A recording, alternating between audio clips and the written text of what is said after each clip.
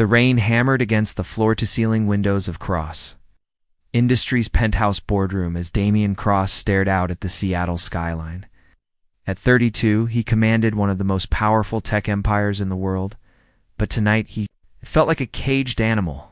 The mahogany table behind him held documents that could destroy everything he'd built. "The board won't budge, sir." His assistant Marcus shifted nervously. "Your grandfather's will is ironclad. Marriage within 6 months, or the controlling shares revert to your cousin." Damien's jaw tightened. The old man had always been traditional, but this felt like punishment from beyond the grave. "And if I lose control, Trevor will gut the company. Sell it piece by piece to the highest bidder." The thought of his life's work being dismantled by his wastrel cousin made Damien's blood boil. He'd poured his soul into every algorithm, every innovation that had made Cross Industries a household name. But finding a wife who wouldn't be after his fortune seemed impossible in his world of social climbers and gold diggers. "There has to be another way," he muttered. Marcus hesitated. "Actually, sir, there might be. A contract marriage. Someone who needs something you can provide, with clear terms and boundaries." Damien turned, intrigued, despite himself. "Go on, my sister works at Seattle General. There's a young woman there, visiting her brother daily. Terminal cancer.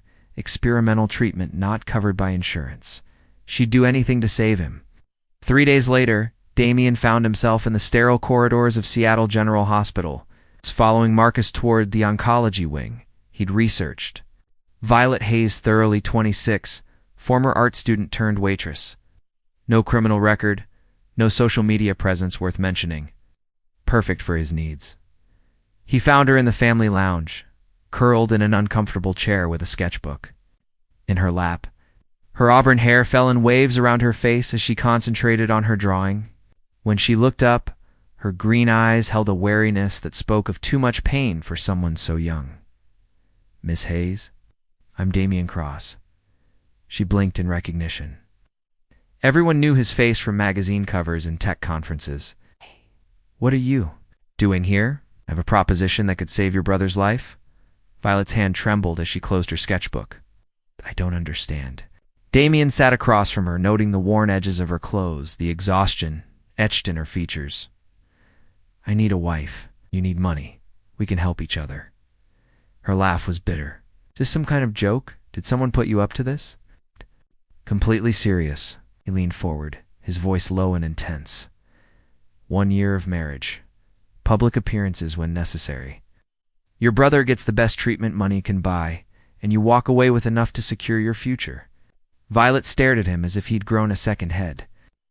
"You're talking about buying a wife, talking about a business arrangement that benefits us both. No emotions, no complications, just a contract." She was quiet for so long that Damien wondered if she'd refuse. Then she spoke, her voice barely a whisper. "What would you expect from me? Attend social functions as my wife, live in my home, maintain the illusion of a happy marriage. Nothing more intimate than necessary for appearances." Violet's eyes hardened. "And after the year, clean divorce.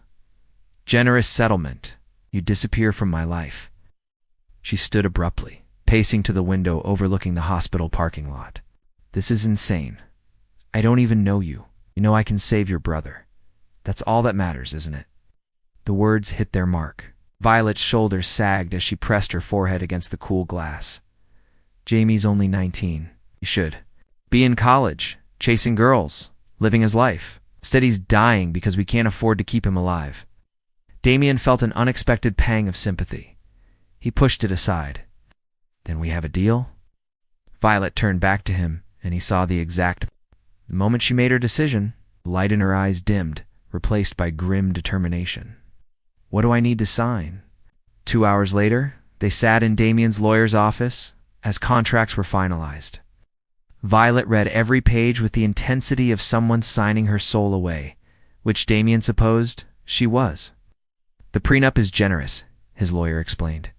$1 million upon marriage, $5 million upon successful completion of the contract term. Violet's hand shook as she signed each document. When it was done, she looked up at Damien with eyes that held no warmth. "When do we start this charade?" "Tomorrow, we'll announce our engagement. Claim it was a whirlwind romance, and the wedding is in 2 weeks. 2 weeks? Her voice cracked. That's necessary. My grandfather's deadline doesn't allow for a long engagement. She nodded stiffly. I'll need to give notice at the diner, pack my things. I'll have movers handle everything. You won't need to work anymore. Something flickered across her face. Regret, perhaps, or fear. Right. I'm going to be a rich man's wife now. The word wife sounded strange on her lips, foreign and wrong. Damien felt that same strangeness echo in his chest. This was purely business, he reminded himself. And nothing more. As they left the lawyer's office together, Violet stumbled slightly. On the marble steps, Damien caught her arm instinctively, and for a moment they were close enough that he could smell her shampoo. Something floral and simple that reminded him of spring gardens. Thank you, she said quietly, not meeting his eyes. For what? For saving Jamie. Whatever happens, whatever this costs us both, he gets to live. That's worth any price. Standing there in the fading Seattle twilight, rain beginning to fall again, Damien looked at the woman who would soon be his wife. She was beautiful in an understated way, with an artist's eye for detail and a strength that came from facing loss too young. For just a moment, he wondered what it would be like if this were real. Then he remembered why he never mixed business with pleasure. Hearts were liabilities in his world. He'd learned long ago that the only thing you could trust was a signed contract. As his driver pulled up to take them to their separate homes for what might be their last night of freedom, neither Damien nor Violet could have imagined how completely their carefully constructed walls were about to crumble. The deal was struck. The contracts were signed. All that remained was to play their parts. But some performances become more real than the actors ever intended. The wedding took place at the Four Seasons. Carefully orchestrated media spectacle that left Violet feeling like an actress in someone else's play. She stood before the mirror in the bridal suite, adjusting the designer gown that Damien's stylist had chosen. Elegant ivory silk that cost more than she'd made in 6 months at the diner. You look beautiful, Vi. Her brother Jamie sat propped against pillows on the suite's couch, already looking healthier after just 2 weeks of proper treatment. The color had returned to his cheeks, and his eyes held hope again. I feel like a fraud, she whispered, smoothing the dress with trembling hands. You're saving my life. It makes you a hero, not a fraud. Before she could respond, there was a knock at the door. Damien entered, devastating in his black tuxedo, his dark hair perfectly styled. For a moment, neither of them spoke. The sight of her in the wedding dress seemed to affect him in ways he hadn't expected. The photographers are ready, he said. Finally, his voice rougher than usual. The ceremony was a blur of camera flashes and scripted vows. When the minister pronounced them husband and wife, Damien's kiss was brief and professional, just enough for the cameras. But Violet felt the slight tremor in his hands as they held her face, saw something flicker in his storm-gray eyes that looked almost like regret. The reception was an elegant affair filled with Seattle's elite. Violet smiled until her face ached. Accepting congratulations from strangers who had no idea they were witnessing an elaborate performance. Damien played his part perfectly, his hand possessive at her waist, whispering what looked like sweet nothings, but were actually reminders about upcoming social obligations. Their first dance was supposed to be another photo opportunity. But as they swayed together to the string quartet's romantic melody, something shifted. Violet found herself studying the sharp line of Damien's jaw, the way his eyes seemed to soften when he thought no one was watching. You're a good actress, he murmured against her ear, sending an unexpected shiver down her spine. And I'm not acting.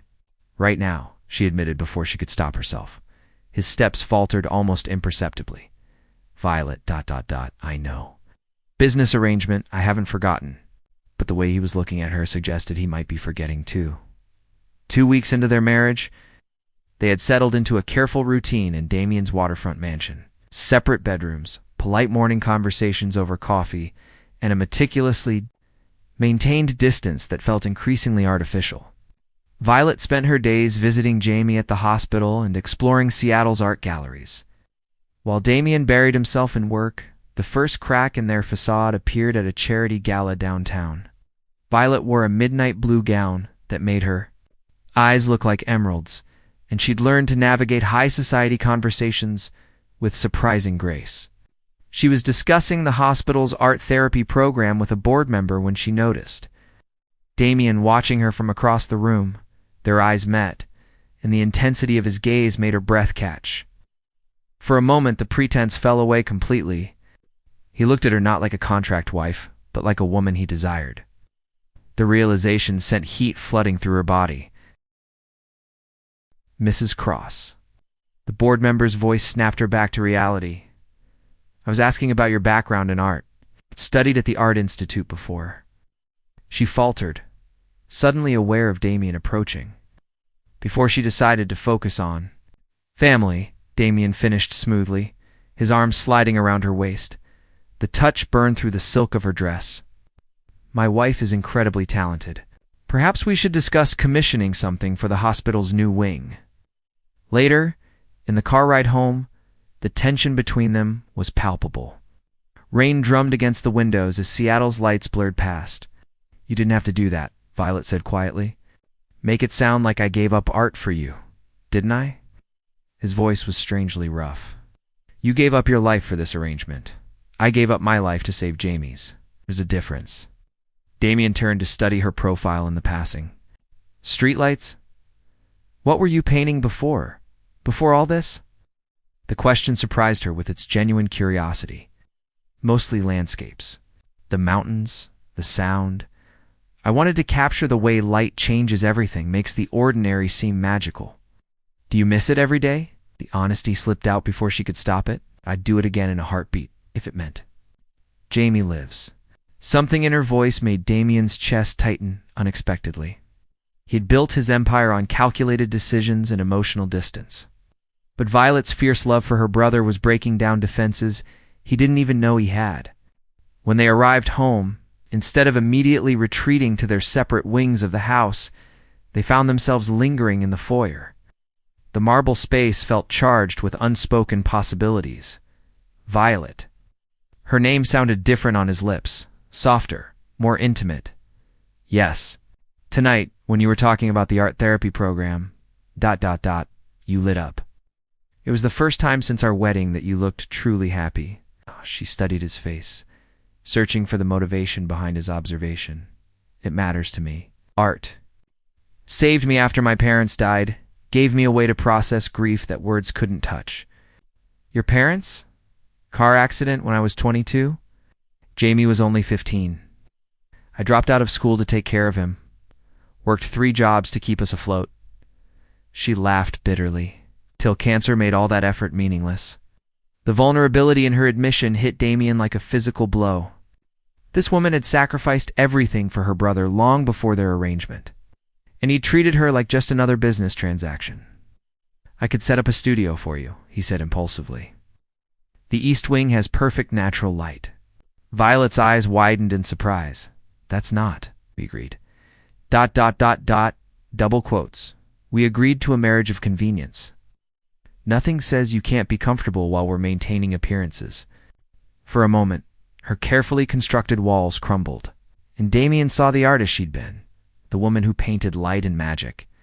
The sight took his breath away. Why would you do that for me? She whispered. The honest answer terrified him. Because somewhere between her shy smiles at charity events and the way she hummed while making morning coffee, she'd stop being just a convenient wife and become someone he genuinely cared about. Because he said instead, a happy wife is more convincing than a miserable one. But as he watched her face fall slightly at his clinical explanation, Damien realized he might be lying to himself as much as to her. That night, as Violet lay in her king-sized bed, staring at the ceiling, she could hear Damien moving around in his study down the hall. The sound of his footsteps had become oddly comforting over the past weeks, a reminder that she wasn't completely alone in this beautiful prison they'd created. She thought about his offer of a studio, the way his eyes had softened when she talked about her art. This was supposed to be simple, business arrangement with clear boundaries. But Damien Cross was proving far more complex than the cold billionaire she'd expected. Meanwhile, Damien sat in his study, nursing a glass of whiskey and staring at his laptop screen without seeing it. The quarterly reports blurred together as his mind replayed the evening, the way Violet had looked in that blue dress. The passion in her voice when she talked about art therapy. The hurt that flickered across her face when he'd reduced his offer to business strategy. He'd spent his adult life believing that emotions were weaknesses to be exploited or eliminated. But Violet was teaching him that some feelings were too powerful to control, too real to dismiss. As the Seattle night deepened around them, both husband and wife struggled with the same terrifying realization. Their carefully constructed arrangement was becoming something far more dangerous than either had bargained for. The facade was cracking, and beneath it lay possibilities that could either save them both or destroy everything they'd worked to build.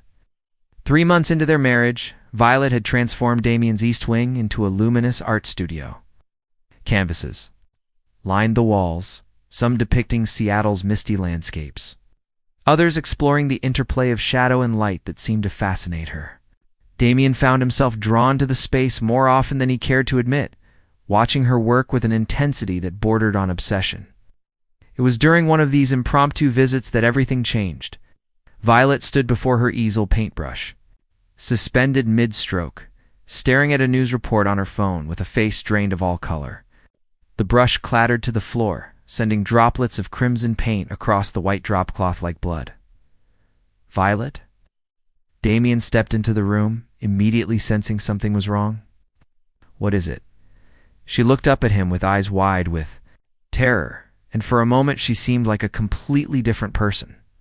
Not the gentle artist he'd come to know, but someone haunted by shadows he couldn't see. "I have to go," she whispered, already moving toward the door. "I have to leave." "Tonight, what are you talking about?" He caught her arm gently, but firmly. "Leave for where?" "You don't understand," her voice cracked with panic. "They found me. After all this time, they found me." Damien felt ice form in his veins. "Who found you, Violet? You're scaring me." She laughed, a broken sound that echoed strangely in the art-filled space. "Scaring you?" "Damien, everything you know about me is a lie. My name isn't even really Violet Hayes." The words hit him like a physical blow. "What?" "My real name is Victoria Henley. 3 years ago, I witnessed something I shouldn't have seen. Something that put me in the Federal Witness Protection Program." Her hands shook as she reached for her phone, showing him the news article. "Vincent Moreau just escaped from federal prison. It's the man who killed my parents, and now he's coming." For me, Damien read the headline with growing horror. "Crime boss Vincent Moreau escapes during prison transport." The accompanying photo showed a man with cold eyes and scars that spoke of a lifetime of violence. "Your parents weren't killed in a car accident," he said slowly, the pieces clicking into place. "They were executed. Shot in their own home because my father, a federal prosecutor, was building a case against Moreau's organization. I came home from college and found them." Her voice became mechanical, detached. "I hid in the basement closet and watched through a crack in the door as Moreau himself put bullets in their heads." The studio suddenly felt too small, the air too thin. Damien struggled to reconcile this revelation with the woman he'd been falling for because he was falling for her, he realized with crystal clarity. The gentle artist who hummed while painting, who visited her brother every day, who'd somehow made his sterile mansion feel like a home. "Jamie isn't really your brother," he said, another piece falling into place. "He is now. The marshals gave us new identities, made us siblings. His real name is Jason Wright. He was another witness, just a kid who saw too much. The cancer is real, though. Everything about that is real." Damien's mind raced through implications. "The marshals know about our marriage. They think it's real. I couldn't tell them it was fake without exposing you to danger." She moved frantically around the studio, gathering a few small canvases, but none of that matters now. Moreau "Escaped 2 days ago. The news just broke, but my handler called. An hour ago. They're moving Jamie and me tonight." "Moving you where?" "I don't know. Somewhere far from here, where Moreau can't find us." She stopped suddenly, looking at him with something that might have been regret. "I'm sorry, Damien. I'm so sorry. I dragged you into this." The apology broke something loose in his chest. Without thinking, he crossed the room and pulled her into his arms. She felt fragile against him, trembling like a bird caught in a storm. You're not going anywhere, he said firmly. You don't understand. Moreau doesn't just kill his targets, and he destroys everyone connected to them. Their families, their friends, anyone who might matter to them. She pulled back to look at him, tears streaming down her face. If he finds out about you, about what you mean to me, ... What I mean to you? The words came out rougher than he intended. Damien, his name was a whisper, a confession. This stopped being fake for me weeks ago. I tried to fight it, tried to keep the walls up. But you. She touched his face with paint-stained fingers. You made me feel safe for the first time in 3 years. You made me remember who I was before the fear. The admission shattered the last of his defenses. Victoria? He said, testing her real. Name on his lips? It fit her somehow, regal and strong. I'm not letting you disappear into witness protection. We'll find another way. There is no other way. Moreau has connections everywhere. Money, power, corrupt officials. The only reason I've survived this long is because I stayed hidden, stayed invisible. Then we stop hiding. The plan formed in his mind with the same clarity that guided his business decisions. We go public. Make it impossible for him to touch you without the whole world watching. She stared at him as if he'd lost his mind. You want to paint a target on yourself? I want to protect my wife. The word came out with such conviction that they both felt its weight. Money and power work both ways, Victoria. I have resources too. Security, connections, influence. We use all of it. The marshals will never agree to that. Then we don't ask them. He pulled out his phone, already mentally cataloging the calls he needed to make. I know people. Private security firms that make the Secret Service look like mall cops. Safe houses that aren't in any government database. Damien, please. She gripped his hands desperately. You don't know what you're asking. This man doesn't just kill people. He makes them suffer first. He'll come after everyone you care about. Your employees, your board members, anyone who could be used as leverage. Let him try. The ice in Damien's voice would have terrified his business rivals. He's about to learn what happens when someone threatens what belongs to me. The possessiveness in his tone sent an unexpected thrill through Victoria, even as fear continued to claw at her chest. This is insane. Maybe, but I'd rather be insane than lose you.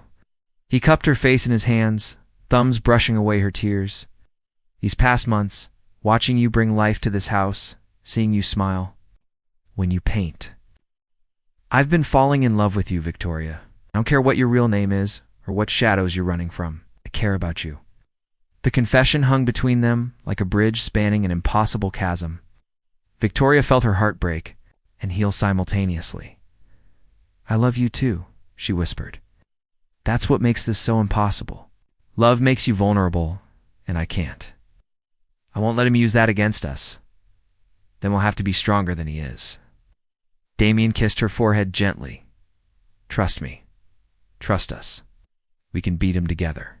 Before she could respond, his phone buzzed with an emergency alert. Both their phones lit up simultaneously with the same message. Amber Alert. Federal marshal found dead in downtown Seattle. Suspect Vincent Moreau, considered armed and extremely dangerous. Victoria's knees buckled. That's Agent Martinez. He was my primary contact. She looked up at Damien with eyes full of terror. He's here. Moreau's in Seattle. Outside. The first? Shadows of evening were falling across the city. Somewhere in those shadows, a killer who'd already destroyed one family was hunting for the woman who'd witnessed his crime.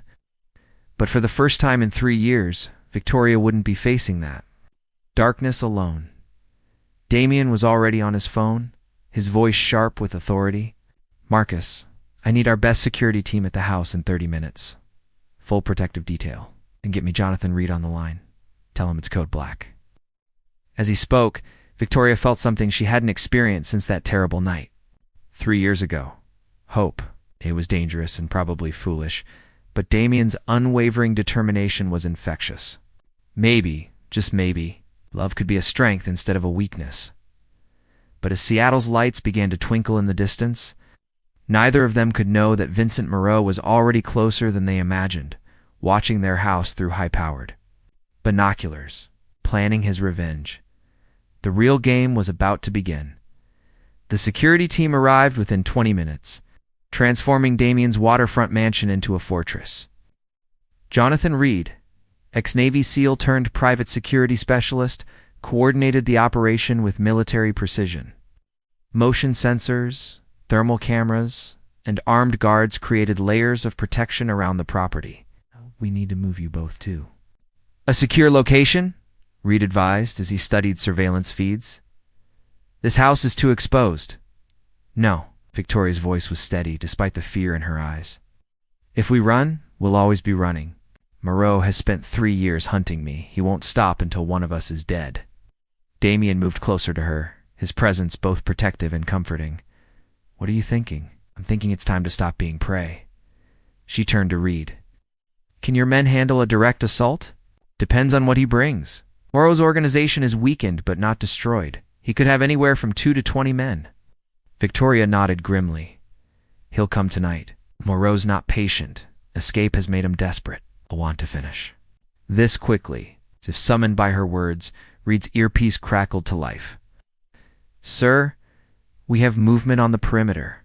Multiple vehicles approaching from the east access road. Damien felt Victoria tense beside him. 3 years of hiding, 3 years of fear had led to this moment. He reached for her hand, intertwining their fingers. Whatever happens, he said. Quietly, we face it together. She squeezed his hand, drawing strength from his touch. Together. The first shot shattered the dining room window at 9:47 p.m. Victoria and Damien dove behind the marble kitchen island as Reed's voice boomed through the security system. All units, we are under attack. Repeat, we are under attack. How many? Damien shouted over the sound of automatic gunfire. 8, maybe 10, Reed responded through his earpiece. They're well armed and organized. This isn't some street gang. These are professionals. Victoria's face had gone pale but determined. Moreau trained them himself. He was military before he went criminal. He knows tactics. Another volley of shots peppered the kitchen, sending marble chips flying.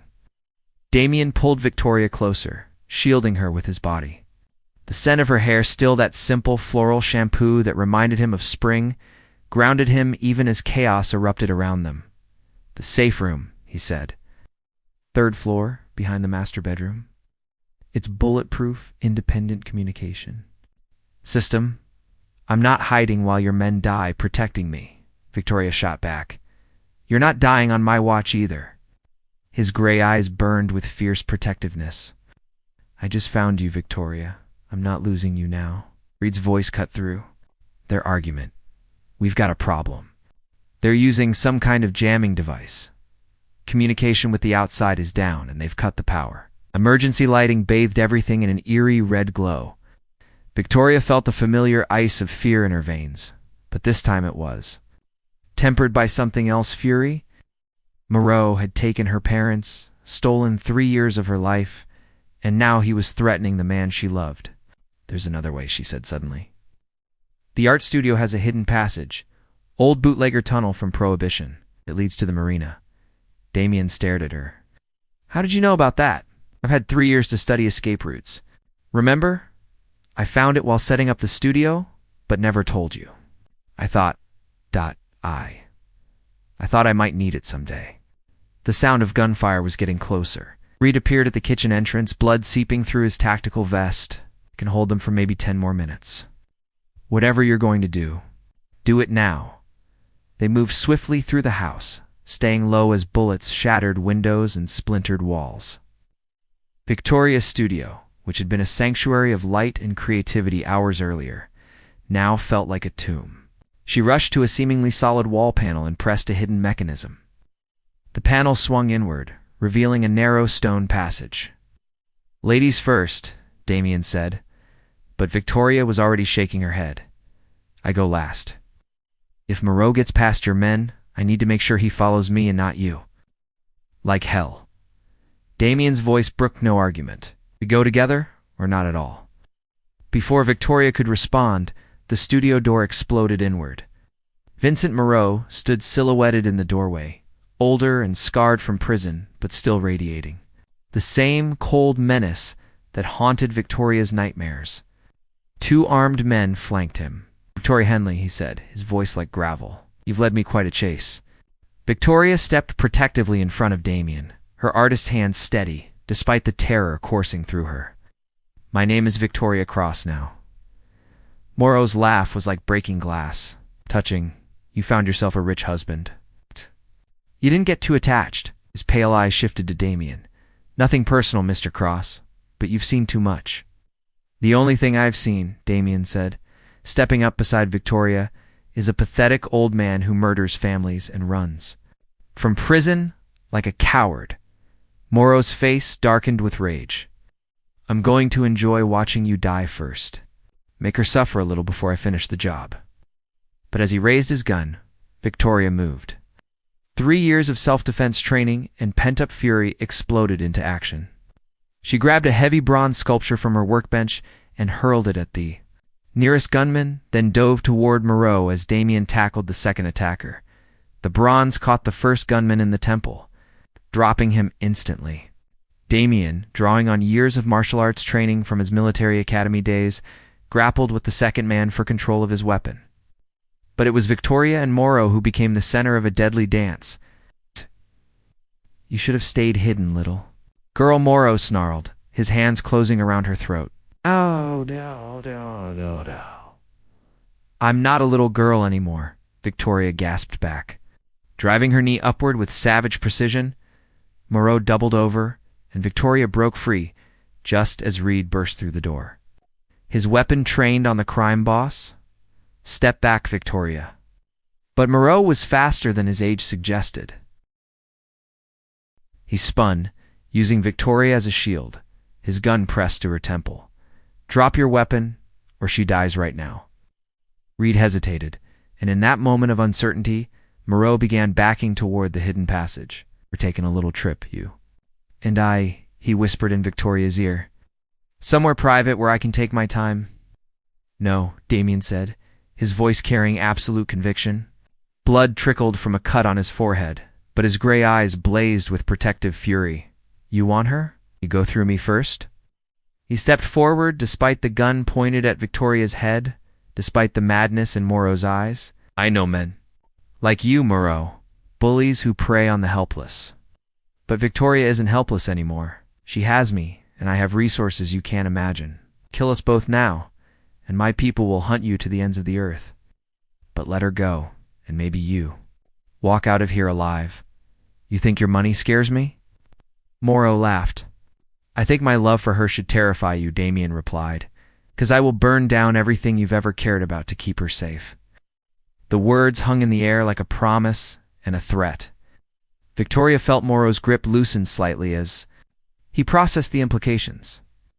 In that split second of distraction, she made her choice. She drove her elbow backward into Morrow's ribs, while simultaneously dropping her full weight downward. The unexpected move broke his grip, and Reed shot. Took him center mass before he could recover.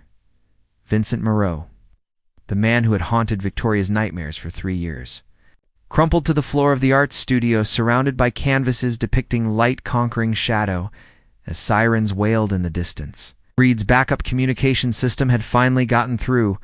Victoria found herself in Damien's arms, both of them shaking with adrenaline and relief. "It's over," Damien whispered against her hair. "It's finally over." Victoria pulled back to look at him, this man who had risked everything to protect her. "I love you," she said, the words carrying the weight of someone who had almost lost everything. "Not because you saved me, but because you made me remember I was worth saving." "I love you too, Victoria Cross," he replied, using her married name with deliberate emphasis. "And from now on, that's who you are. Not a victim, not a witness, just my wife." As federal agents swarmed the mansion and paramedics tended to the wounded, Victoria and Damien held each other in the ruins of her studio. Tomorrow there would be debriefings and legal proceedings, but tonight there was only this. 2 people who had found something real in the midst of deception. Something strong enough to survive any storm. The contract marriage had become something far more precious. A love story written in courage and sealed with blood, as unbreakable as the vows they would soon choose to renew. 6 months after that, Bloody night in the art studio, Victoria stood before a new canvas in her rebuilt workspace. It's one filled with warm golden light streaming through floor-to-ceiling windows. The federal trials were over, Morrow's remaining associates either dead or imprisoned. And for the first time in years, she could paint without looking over her shoulder. The sound of footsteps made her. A turned paintbrush still in hand. Damien appeared. In the doorway, carrying 2 cups of coffee, his tie loosened after a long day of board meetings. The sight of him still made her heart skip. This brilliant, powerful man who had chosen love over safety, who had stood between her and death without hesitation. "How did the meeting go?"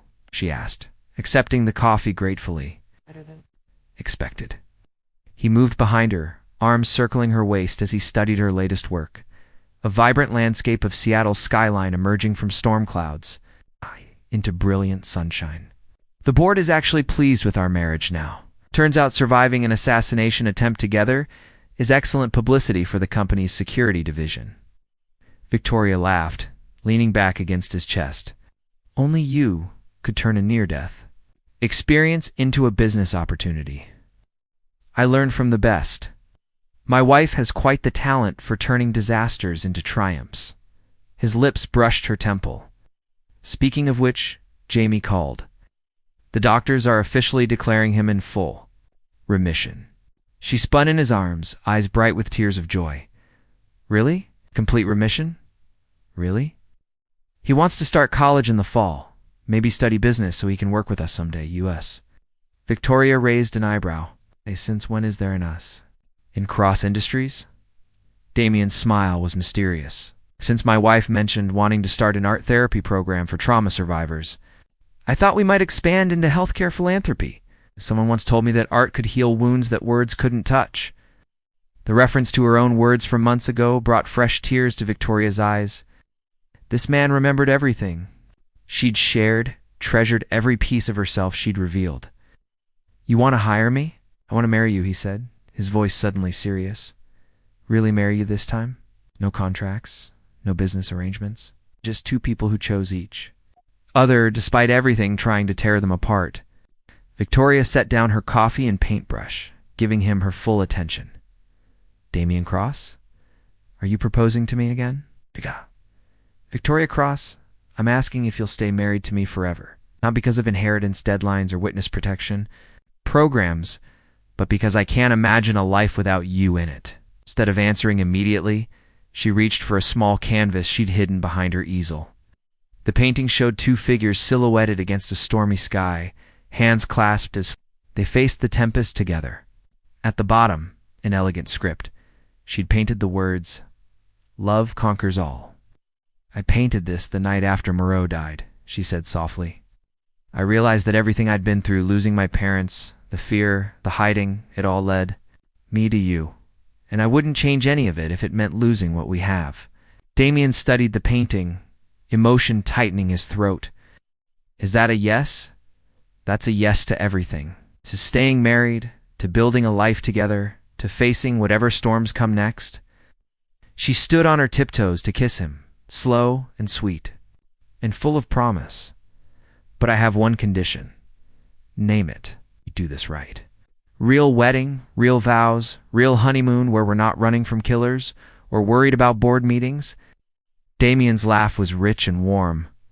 "I think I can arrange that. Where would you like to go for our real honeymoon?" "Somewhere with incredible light for painting, maybe the Greek islands. I want to capture all that blue, the sky, the sea, the way it makes everything look like a dream." "Consider it done." He spun her around the studio, both of them laughing like teenagers. "Though I should warn you, I'm thinking of taking at least a month off, maybe 2. Damien Krause, taking 2 months off?" Victoria gasped in mock horror. "The business world will think you've been replaced by an alien. Let them think what they want. I've spent my whole life building an empire, but what's the point of having everything if you don't have someone to share it with?" As the Seattle sunset painted their studio in shades of gold and amber, they held each other close, marveling at the journey that had brought them here. What had started as a desperate business arrangement had become something beautiful and real and unbreakable. 3 weeks later, They stood before the same minister who had officiated their first ceremony, but this time, the setting was intimate. Just Jamie, a handful of close friends, and the autumn light streaming through the windows of Victoria's favorite art gallery. She wore a simple cream dress she had chosen herself, her hair crowned with flowers from Damien's garden. When the minister asked if they took each other as husband and wife, their yes rang out with absolute certainty. And when Damien kissed his bride, it was with the passion of a man who had almost lost everything and found it again, better than before. "Ladies and gentlemen," the minister announced with a smile, "I present to you Mr. and Mrs. Cross again." Later, at their small reception, Jamie raised a toast with sparkling cider. "To my sister Victoria and my new brother Damien, thank you for showing me that love isn't just about the good times. It's about choosing each other every day, especially when everything goes wrong." As their guests applauded, Victoria felt Damien's hand squeeze hers. She looked up at him, this man who had transformed from a cold businessman into someone willing to risk everything for love, and saw her own contentment reflected in his eyes. They had their honeymoon in Santorini, where Victoria painted the impossibly blue Mediterranean while Damien learned to slow down and simply be present. They made love under star-filled skies, and planned their future over breakfast on terraces overlooking the sea. When they returned to Seattle, it was to a life they built together from scratch. Victoria's art therapy program flourished, helping trauma survivors find healing through creativity. Damien's business empire continued to grow, but now he made time for quiet mornings watching his wife paint, for long dinners discussing everything and nothing, for the simple pleasure of falling asleep with the woman he loved in his arms. 6 months after their second wedding, Victoria discovered she was pregnant. She told Damien while he was shaving, watching his reflection in the bathroom mirror as his hand stilled and his eyes met hers. "Really?" he whispered.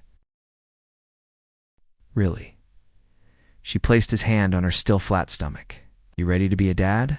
His answer was to lift her off her feet and spin her around the bathroom, both of them laughing and crying at the same time. "I love you, Mrs. Cross. Both of you." As Victoria felt his joy radiating through her, she reflected on the incredible journey that had brought them here. What had started as a transaction born of desperation had become the greatest love story of her life.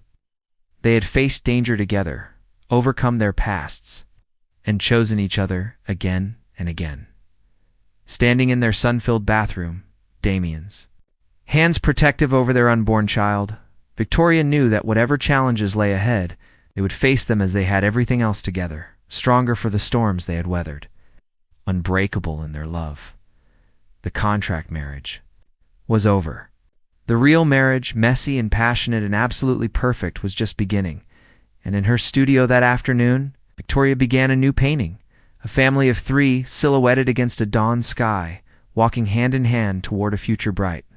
With infinite possibilities, the end was really just the beginning. The end.